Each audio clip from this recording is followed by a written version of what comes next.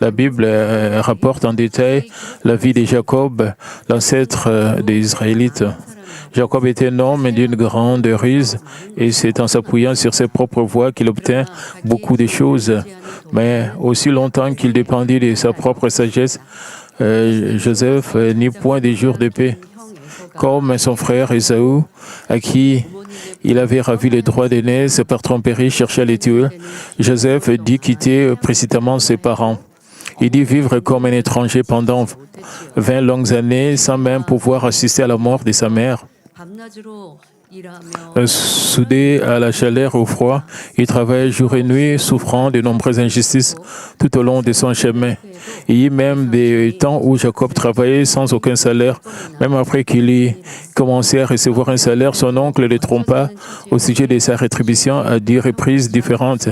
Quel que fût le manque d'équité, Jacob ne pouvait guère se plaindre, car il vivait sous la dépendance de son oncle.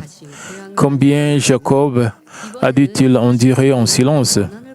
Après de nombreux rebondissements, il s'est mis enfin en route pour retourner dans sa patrie. Mais alors, son frère, qui avait nourri du ressentiment contre lui pendant 20 ans, s'avança vers lui avec 400 hommes. Avec 400 hommes, Ésaü, comment est-ce que Jacob pouvait penser que Ésaü allait bien l'accueillir? C'était le moment pour Jacob de dépendre totalement de Dieu. Tout ce que Jacob avait bâti par sa propre sagesse et son ambition, ses biens, sa famille et sa vie même, étaient en péril d'être perdus. Et quelques efforts qu'il fit pour concevoir, initié par sa propre sagesse, il n'y avait point d'échappatoire. Il avait beaucoup de biens, Jacob, beaucoup de richesses. Et tout cela pouvait être ruiné subitement. C'est alors seulement que Jacob fut entièrement brisé, fléchit les genoux devant Dieu. Et c'est important pour vous de réaliser, bien que Jacob avait beaucoup de preuves, il pouvait encore mener sa vie sous la protection de Dieu, sous la force de Dieu, et dépendant de Dieu dans sa vie, dépendant complètement de Dieu, en tout déposant entre les mains de Dieu. Il a même abandonné sa propre vie entre les mains de Dieu. Donc, et tout cela est complètement différent de juste dépendre de Dieu un peu, en utilisant encore votre propre sagesse. Quand vous vous humiliez complètement et vous abandonnez, donc, et abandonnant ses propres voies, sa sagesse, sa force, sa détermination, tout, et s'humilier complètement, s'attachant avec ferveur à Dieu. C'est dans ces moments, si vous faites cela, vous pouvez recevoir l'aide de Dieu et pour vous présenter devant Dieu.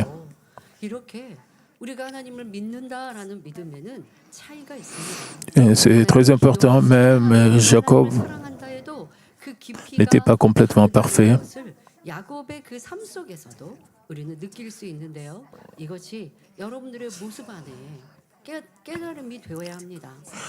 Tout cela dépend de combien de pourcents vous mettez votre vie entre les mains de Dieu. Vous pouvez dire que vous dépendez de Dieu, mais vous dites que vous ne recevez pas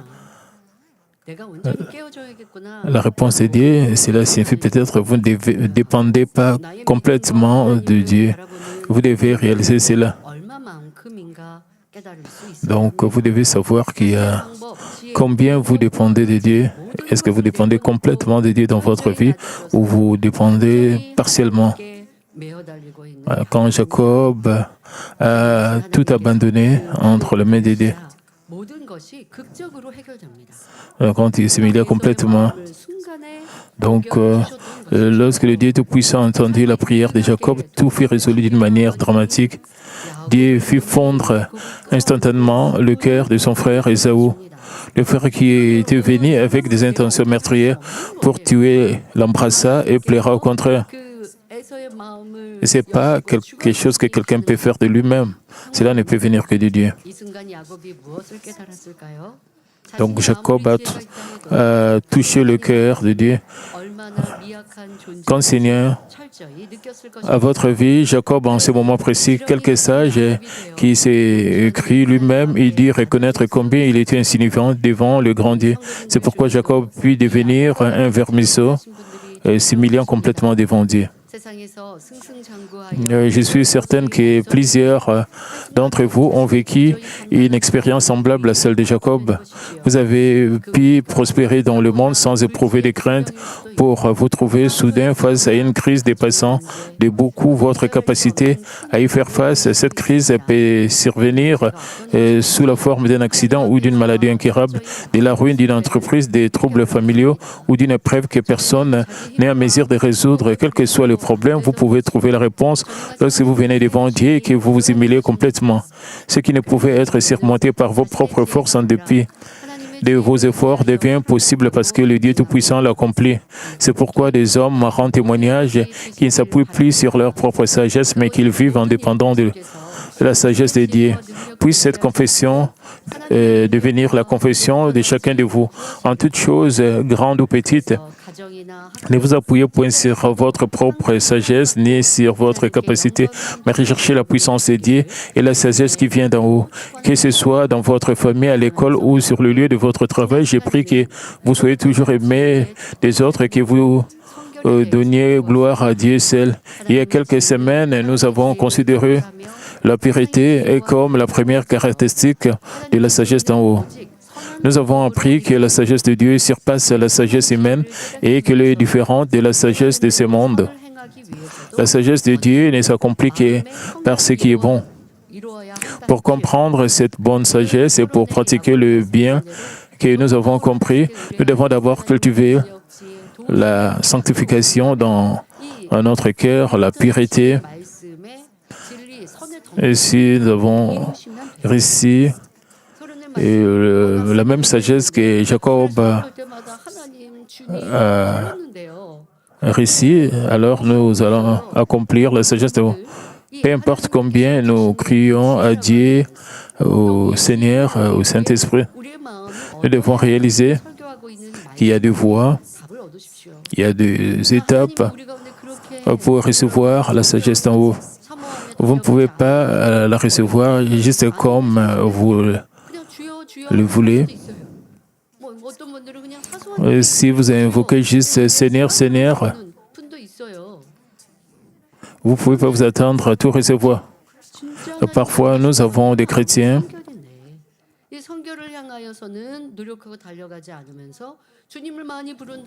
et ils mènent leur vie en disant Seigneur, Seigneur à tout moment. Et juste par habitude, mais ils comprennent qu'en disant Seigneur, Seigneur, que cela va résoudre tous leurs problèmes. Il y a des étapes et vous devez passer par des sujets pour recevoir la sagesse de la part de Dieu. Vous devez passer par des étapes pour devenir des chrétiens qui craignent Dieu, des chrétiens sanctifiés. S'il y a du mal dans le cœur, la bonne sagesse ne viendra pas à l'esprit et même si elle y venait, il ne serait pas facile de la mettre en pratique. Considérons un exemple biblique de la sagesse sans la sanctification. Absalom, fils de David, était un homme d'une apparence remarquable et d'une sagesse exceptionnelle. Le problème était qu'il utilisait sa sagesse pour le mal parce que son cœur était mauvais. Absalom nourrissait du ressentiment contre son demi-frère Amnon à cause d'un certain événement. Il devint aussi mécontent de son père, le roi David, parce qu'il n'avait pas puni la faute de son frère et il commença à tramer une révolte. C'est très important pour vous de réaliser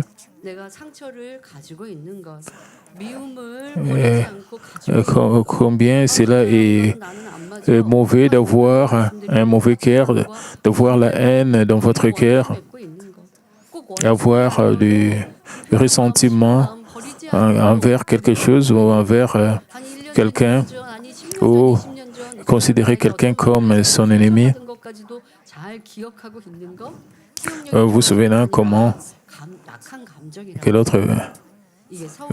comment l'autre personne était égoïste envers vous il y a 20 ans, il y a 10 ans. Si vous vous souvenez de telles choses, c'était un cœur mauvais. Si vous continuez à nourrir toutes ces émotions dans vos cœurs, tous ces mauvais souvenirs, tout ce que vous aurez dans votre cœur, ce sera seulement des épreuves et des tribulations. Élisa, et que vous ne rendez pas le mal par le mal, mais vous gardez le mal dans votre cœur. Et vous pensez que ce n'est pas un problème parce que vous ne rendez pas le mal. Une fois que vous recevez le pouvoir, et quand vous êtes, vous recevez la promotion dans le monde, toutes ces mauvaises émotions vont réapparaître en action. Vous pouvez mettre cela en action.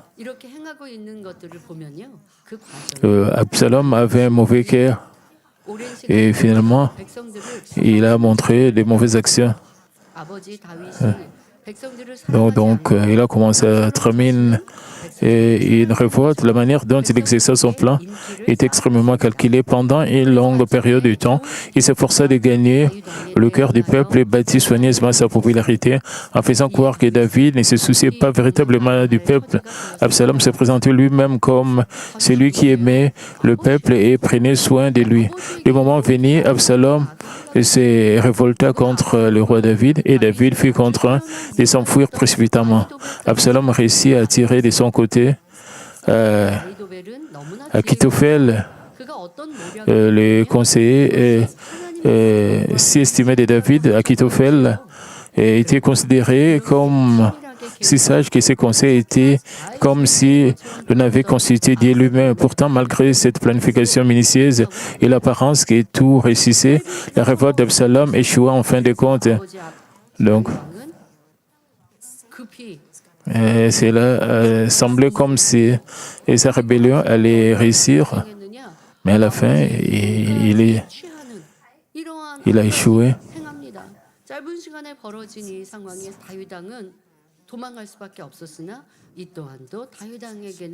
Il convoitait le bien de son père David, Absalom. De l'autre côté, pendant cette période,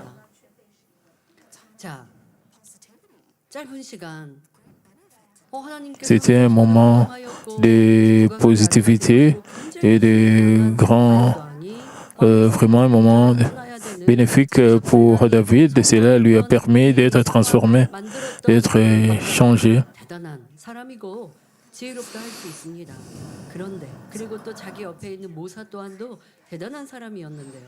Absalom était grand, mais c'était quelqu'un de très rusé.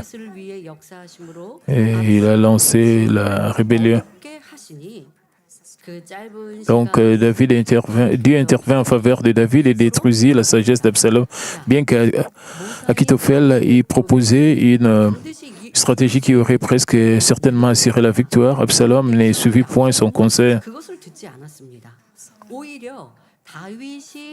C'est pour cela qu'Absalom a échoué. C'est très intéressant. Donc, au contraire, il suivit le conseil d'un homme que David avait stratégiquement placé, un conseil qui favorisait le parti de David.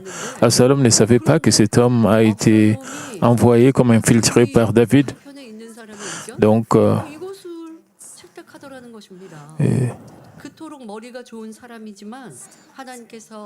Absalom, et cela a été bénéfique pour David. Bien qu'Absalom fût exceptionnellement intelligent, il choisit la voie de la perdition en un seul instant lorsque Dieu offusqua son jugement.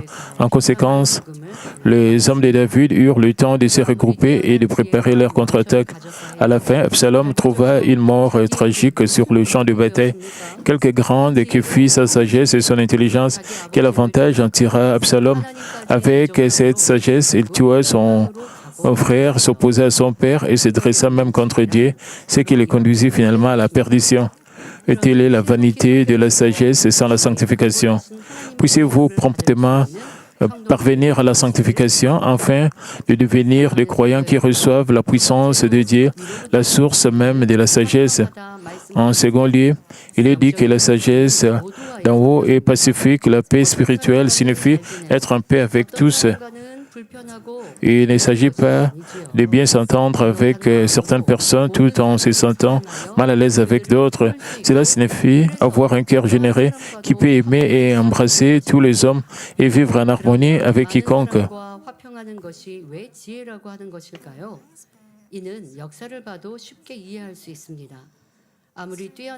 Et pourquoi donc le fait d'être en paix avec un grand nombre de personnes est-il considéré comme une sagesse? L'histoire rend cela facile à comprendre. Quelque brillant que soit l'intellect ou les capacités d'une personne, il y a eu d'innombrables cas où elle a souffert du dommage parce qu'elle avait manqué de rechercher la paix. Un exemple en est le personnage historique coréen Gwangjo sous la dynastie Choson. Avec le cœur de servir à la fois le roi et le peuple, il cherchait à accomplir des hardies réformes, mais son but était d'éliminer la corruption de l'ancien système politique et de fortifier la nation. Comme il était ferme dans ses convictions et plein de zèle, le roi lui accorda d'abord son soutien de tout son cœur. Le peuple aussi l'accueillait avec grande joie, mais Gwangjo poussa ses réformes avec trop de radicalité, provoquant l'opposition et le ressentiment des autres ministres. Vous pouvez trouver ça dans l'histoire de la Corée. Il y avait beaucoup de corruption, il y avait beaucoup de nobles, il y avait beaucoup de politiciens qui étaient très égoïstes. Donc, Cho Kwangjo pensait changer les choses. Mais les politiciens qui étaient égoïstes allaient lui résister. C'est toujours important de considérer comment mener de telles réformes pour toujours rechercher la paix. Pour convaincre l'opposition. Même si vos méthodes peuvent être lentes, combien vous allez choisir le fait? Même face à la résistance, Gwangjo continua d'insister fortement sur ses propres opinions, finissant par offenser le roi également. En fin de compte, il fut accusé faussement par les intrigues de ses adversaires, condamné à mort et mis à mort. S'il avait fait preuve d'un peu de grâce pour embrasser ceux qui l'entouraient, il aurait pu accomplir sa vision. Mais Gwangjo n'insistait que ce qu'il croyait être juste et manqua de rechercher la paix, et il en souffrit ainsi un grand dommage. Au contraire, quelque bonnes que fussent ses intentions ou quelque grands que fussent ses connaissances et sa méthodologie logique, tout cela lui devint sans aucun profit. C'est pourquoi, sans la paix, il n'y a point de véritable sagesse. Il en fait de même fréquemment aujourd'hui. Certaines personnes accomplissent de grandes choses sur le lieu de travail et pourtant, elles ne sont pas bien considérées par ceux qui les entourent. Comme une armée est réduite à un seul homme, et certains ne mettent en avant que leur propre capacité et leur sagesse, blessant ainsi les sentiments des autres dans ce processus.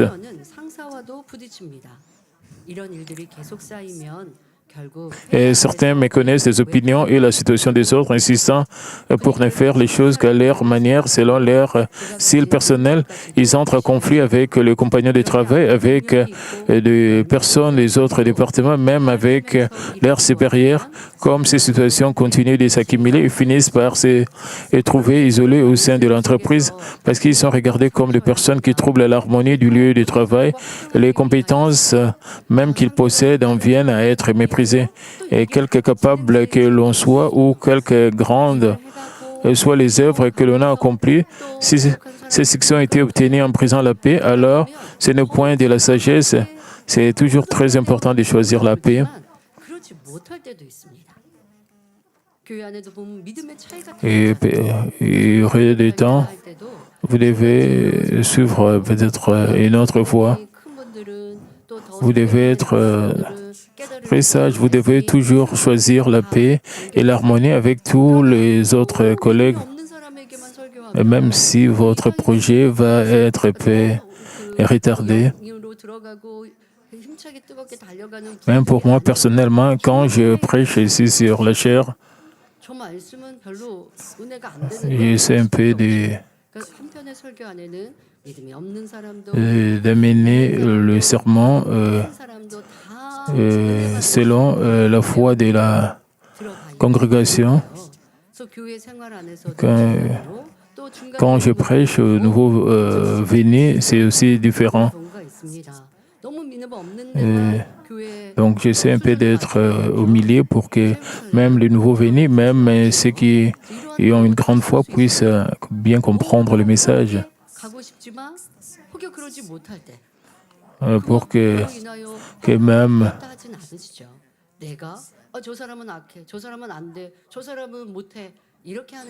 c'est toujours très important de choisir toujours la base correcte. Vous devez avoir un cœur de prendre tout le monde et de travailler avec tout le monde. Donc, et s'il y a quelqu'un dans votre lieu de travail, partout où vous êtes, qui vous dérange, qui sont toujours têtus, et ils ne veulent pas faire ceci, ils disent que je ne peux pas faire ceci, je ne peux pas faire cela.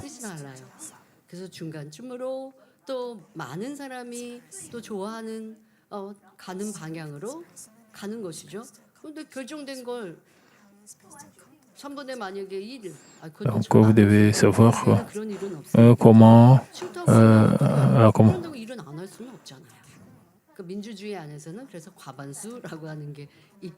Parfois, vous pouvez laisser quelqu'un pour conduire avec les 99, même s'il y a des gens avec qui vous ne travaillez pas bien. C'est toujours très important de ne pas avoir des sentiments inconfortables. Vous devez toujours rechercher la paix. Et de cette manière, vous pouvez gagner la paix là où vous travaillez.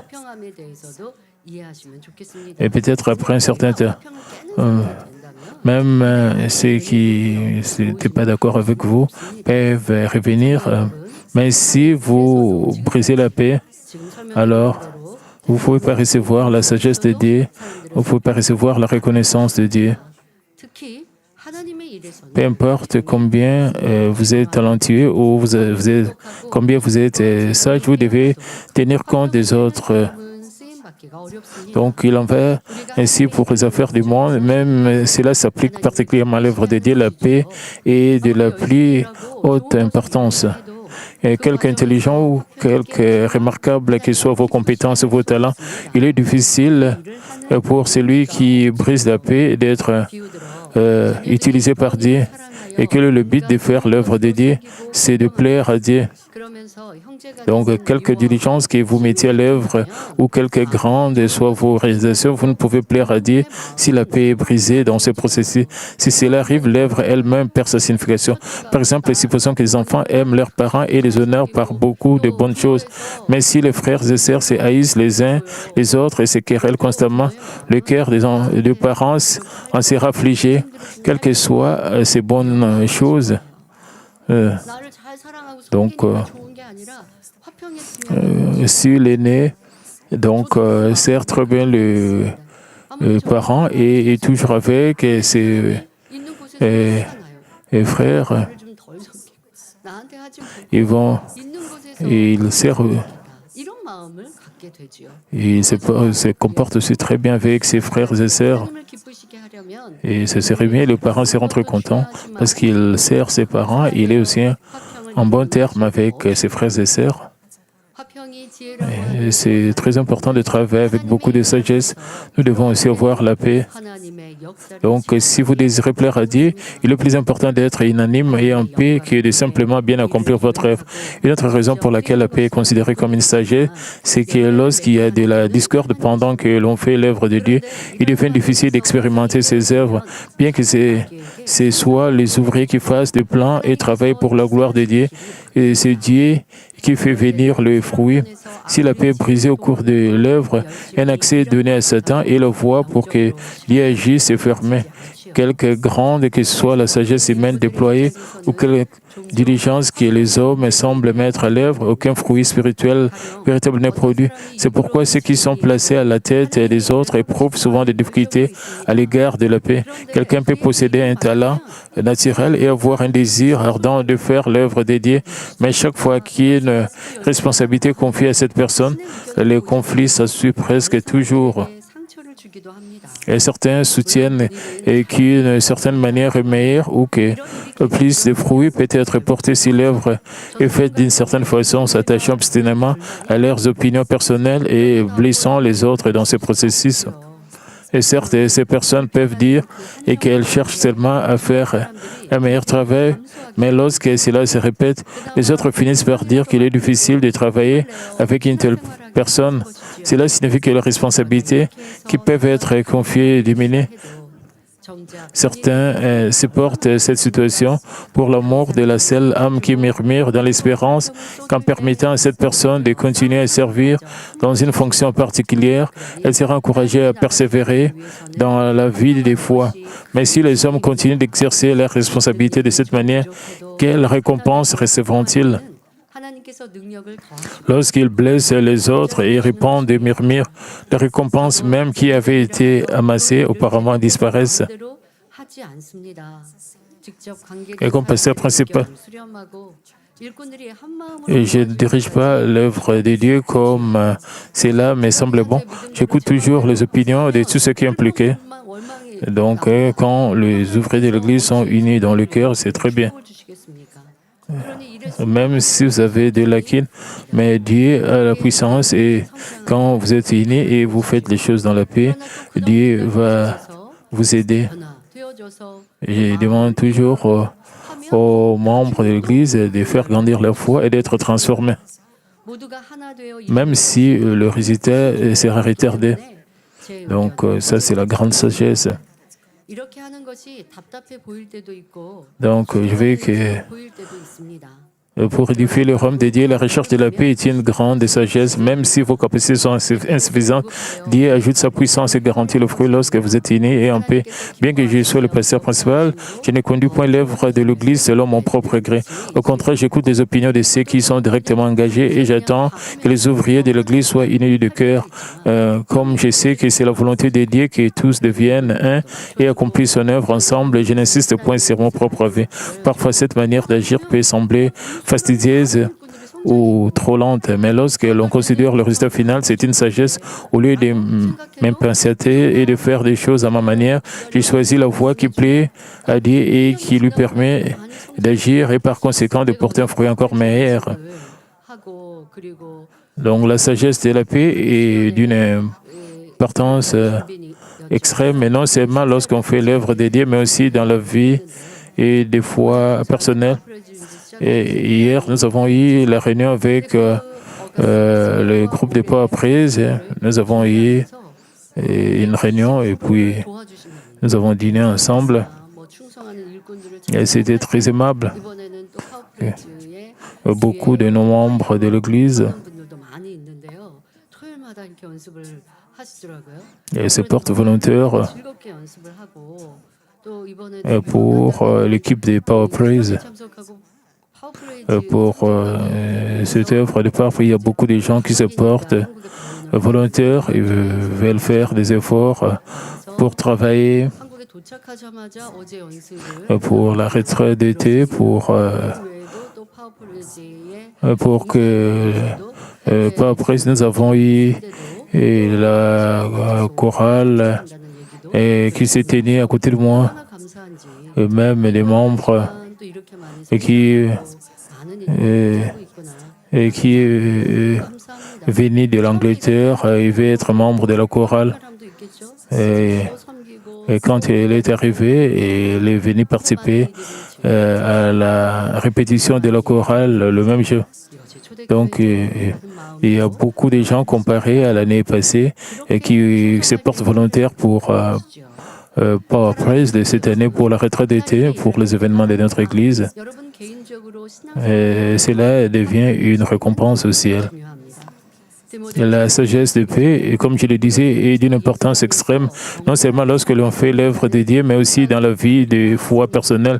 2 Timothée 3,12 déclare « Or, tous ceux qui veulent vivre pieusement en Jésus-Christ seront persécutés. » Donc, comme le dit le verset, ceux qui mènent la vie de foi rencontreront parfois la persécution. Mais si vous exercez la sagesse de la paix, la persécution passera et c'est peut même que vous en venez à être aimé au contraire. Il y a aussi des cas de folie où les hommes attirent sur eux-mêmes des épreuves inutiles au lieu de surmonter la persécution. Et considérez par exemple une femme chrétienne et son mari incrédule. Le mari dit à sa femme, « Chaque dimanche, tu vas seule à l'église et je l'ai toléré jusqu'à présent, mais ce dimanche, je n'y vais point. Sortons et passons la journée ensemble. » Et certaines femmes pensent que leur mari se montre déraisonnable, alors elles répondent, « Tu sais fort bien que je dois aller à l'église le dimanche. Pourquoi donc remets-tu cela sur le tapis? Si tu ne veux pas rester seule et que ne viens-t'en pas plutôt à l'église avec moi? » Alors, après quoi, elles se préparent à la hâte pour l'église et s'en vont sans autre pensée. L'attitude qui révèle cette réponse est celle-ci. Assurément, je dois aller à l'église. C'est la chose juste à faire, de sorte que je ne puisse céder à aucun murmure. Mais si les femmes laissent leur mari et le cœur blessé, comment conduiront-elles jamais leur famille à l'Évangile? Le culte du dimanche ne doit jamais être négligé. Cependant, une femme sage observera les jours du Seigneur tout en s'efforçant d'être en paix avec son mari. Par exemple, la femme pourrait préparer le mets favori de son mari, ranger la maison et faire tout son possible pour qu'il se sente l'objet de ses soins. Il serait même préférable que cela se passe chaque jour et non seulement le dimanche.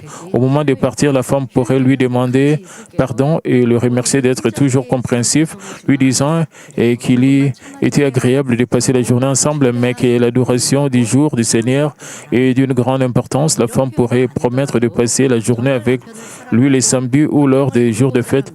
La femme doit parler avec autant de douceur et d'amour que possible, même si ses paroles exactes ne sont point prononcées. Si la femme aime véritablement son mari et désire sincèrement maintenir la paix avec lui, le Saint-Esprit lui donnera de discerner les paroles de paix et le plus convenable.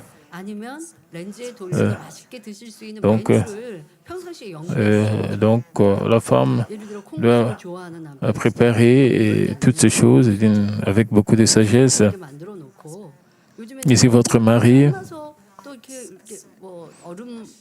aime un certain repas, peut-être vous devez trouver comment bien préparer le repas et les repas préférés de votre mari.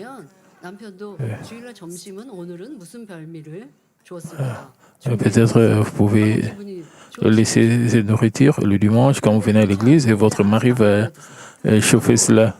Alors, votre mari va se sentir aimé, que quelqu'un prend soin de lui. Vous ne devez pas seulement quitter la maison, venir à l'église et dire à votre mari de préparer des nuits lui-même parce que vous êtes très occupé pour l'église. Vous devez être très sage en tant que femme parce que vous êtes très occupé le dimanche.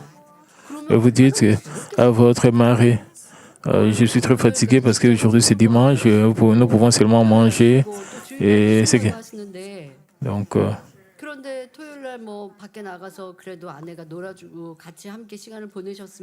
le lundi avant vendredi, disons que le mari travaille très tôt le matin jusqu'à très tard la nuit.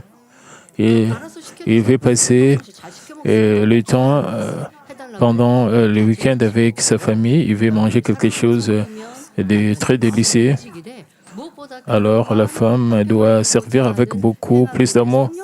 Vous devez penser aussi du point de vue de votre mari, si votre mari est incrédule ou non-croyant.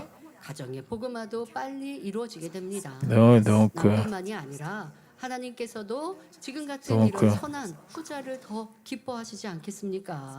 Donc, comme j'ai dit, le Saint-Esprit lui donnera de discerner la parole de paix. À mesure que la paix et la bonté s'édifient par l'œuvre du Saint-Esprit, l'évangélisation de la famille peut s'accomplir plus promptement. Non seulement le mari en sera béni, mais Dieu lui-même prend un plus grand plaisir à cette manière d'agir. Considérons l'exemple d'un autre couple marié. Supposons qu'un mari qui s'oppose à ce que sa femme aille à l'église et se mette en colère et la contraigne à choisir Dieu ou leur mariage. La femme peut penser qu'elle doit plaire à Dieu et déclarer avec hardiesse: Satan te gouverne. Si tu continues à t'opposer à Dieu de la sorte, tu iras en enfer. Rentre à toi-même. Satan arrière de moi. Ou encore, même s'il me faut renoncer à toi, je n'abandonnerai jamais Dieu. Je suis sûr que alors que le mari sera très colérique avec de telles paroles, et c'est là jeter de l'huile sur le feu, au lieu d'éloigner la persécution, cela ne fera peut-être qu'endurcir davantage encore le cœur du mari. Et certes, les paroles à prononcer différeront selon la situation et la personne engagée. Il y a des temps où la femme a besoin de faire connaître clairement sa résolution afin que son mari change sous la puissante direction du Saint-Esprit. Mais ces cas ne sont pas fort communs.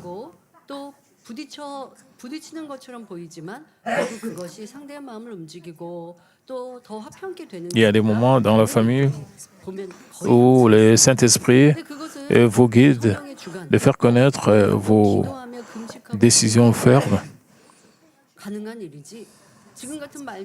Mais cela est possible quand vous priez et quand vous préparez avec des jeûnes et prières. Mais si ce n'est pas le cas, si vous prononcez des paroles sans prudence, alors donc vous allez compliquer la situation de votre famille. Vous devez être très sage en tant que femme.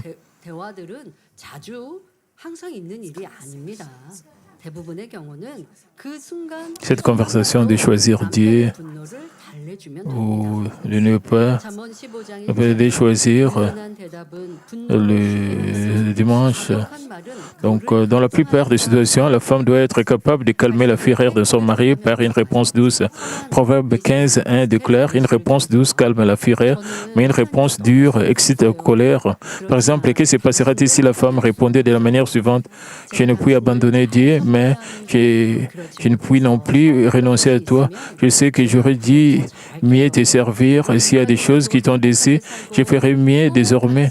Vivons et errons ensemble sur la terre et allons ensemble au ciel. La femme doit parler avec un empressement sincère, mais le seul fait de parler avec douceur ne fléchira point le cœur du mari et ne produira point la paix. Il faut que les paroles partent d'un cœur sincère. Et ces paroles doivent véritablement refléter l'amour de la femme pour son mari et son désir de vivre en paix. Donc, la femme devait normalement prier et gêner avant tout cela dans sa vie de chaque jour. Et si le mari se met en colère et que la femme bouillonne de ressentiment nourrissant de l'amertume et de la haine envers son mari parce qu'il la persécute, il ne sera pas facile d'établir la paix.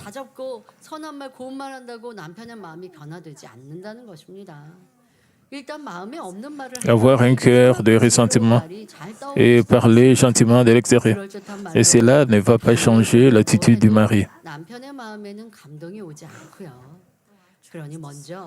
Donc, lorsque les paroles ne viennent pas du cœur, les paroles bonnes et sages ne viennent pas aisément à l'esprit. Même si la femme s'efforce d'apaiser son mari par de bonnes paroles, cela ne touchera point le cœur du mari. Il est important que votre cœur soit transformé en bonté. Alors, vous pourrez acquérir la puissance de toucher les autres, même s'ils manifestent le mal, et de surmonter le mal par le bien. Dans le sermon d'aujourd'hui, centré sur les caractéristiques de la sagesse d'en haut, nous avons examiné la paix. La paix est d'une importance extrême, non seulement pour porter des fruits, mais aussi pour courir vers une mer des mers dans les cieux. Il est important de rechercher la paix avec tous et la sanctification, sans laquelle personne ne verra le Seigneur. mais il est un point auquel vous devez prendre garde tandis que la paix est recherchée. Vous ne devez jamais faire de compromis avec la contre-vérité pour le seul motif de maintenir la paix avec les hommes. Si vous en venez par exemple à violer les jours du sabbat, pour être en paix avec votre mari ou pour avec le membre de votre famille, c'est là un compromis et non la paix. Et si vous décidez seulement de venir à l'église pour le culte du matin, et vous compromettez que vous suivrez le culte plus tard. C'est-à-dire, vous êtes en train de compromettre avec le monde. Et rechercher ces sortes de paix charnelle n'est point de la sagesse, mais c'est une pure folie. Y compris pour les autres, vous pourriez finir par vous trouver sur le sentier de la mort. Lorsque vous recherchez la paix, la première chose que vous devez considérer n'est pas la paix avec les hommes, mais la paix avec Dieu. Si vous commettez le mal et que vous pratiquez le péché, votre paix avec Dieu sera brisée.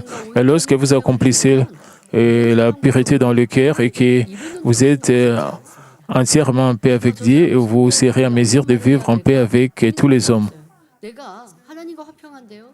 Et vous n'avez pas besoin de vous inquiéter.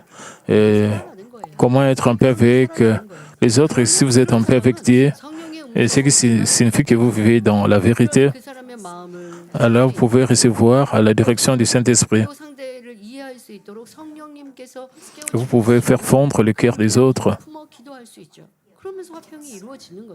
Et vous pouvez servir les autres avec vérité et amour. Si vous brisez la paix, cela rend votre champ du cœur inconfortable. Parce que le Saint-Esprit est en train de frapper à la porte de votre cœur, vous disant de ne pas briser la paix. Mais si vous ignorez le Saint-Esprit et vous vous concentrez que c'est sur l'accomplissement de votre travail, vous êtes très têtu, vous ne pensez qu'à vous-même, vous ne voulez pas écouter à la voix du Saint-Esprit, vous pourrez porter du fruit dans votre travail, mais vous allez manquer de beaucoup de choses. Donc, vous devez avoir la sagesse d'en haut et vous devez accomplir aussi la paix. Et vous devez savoir que recevoir la sagesse d'en haut, c'est aussi une manière de recevoir la paix avec les gens tout autour de vous. Pour recevoir plus de récompenses. Proverbe 16:7 déclare « Quand l'Éternel approuve le voie d'un homme, il dispose favorablement à son égard même ses ennemis. Je prie enfin que vous soyez en paix avec Dieu et avec tous les hommes en toutes circonstances. Puissiez-vous devenir des sages croyants qui expérimentent chaque jour les œuvres de Dieu et qui lui rendent gloire. »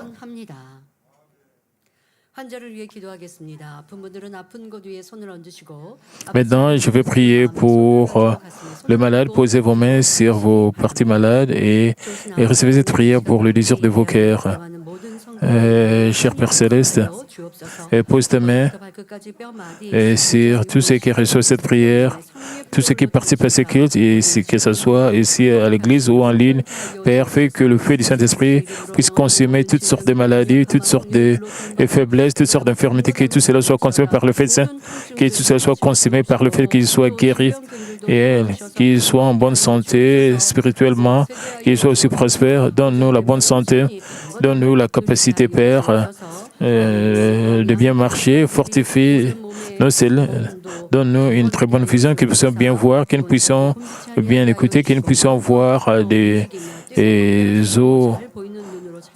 bons os, que nous puissions bien voir, bien écouter, bien marcher avec le feu du Saint-Esprit, et que toutes sortes de maladies, que toutes sortes maladies puissent disparaître avec le feu du Saint-Esprit. Père, protège nos étudiants pour qu'ils puissent bien étudier, qu'ils puissent recevoir la sagesse d'en haut, qu'ils puissent recevoir aussi les clés pour bien étudier, que tous nos étudiants puissent avoir des objectifs à accomplir, qu'ils puissent être excellents dans leurs études. Père, pose nos cœurs, Père, rencontre les yeux de tous nos cœurs, au nom de Jésus-Christ. Et tout ce qui est ténèbres, tout ce qui est mal, tout ce qui est du mal puisse disparaître de nos membres d'Église, Père, pour la... Et Père, je prie pour Ebola de la République démocratique, protège la RDC et que ce pays puisse recevoir ta miséricorde, Père, et guéris, Père de gloire. Protège tous nos membres partout à travers le monde, qu'il n'y ait pas d'accident, qu'il n'y ait pas d'incident. Père, sois avec nous. Au nom de notre Seigneur Jésus-Christ, j'ai ainsi prié. Amen.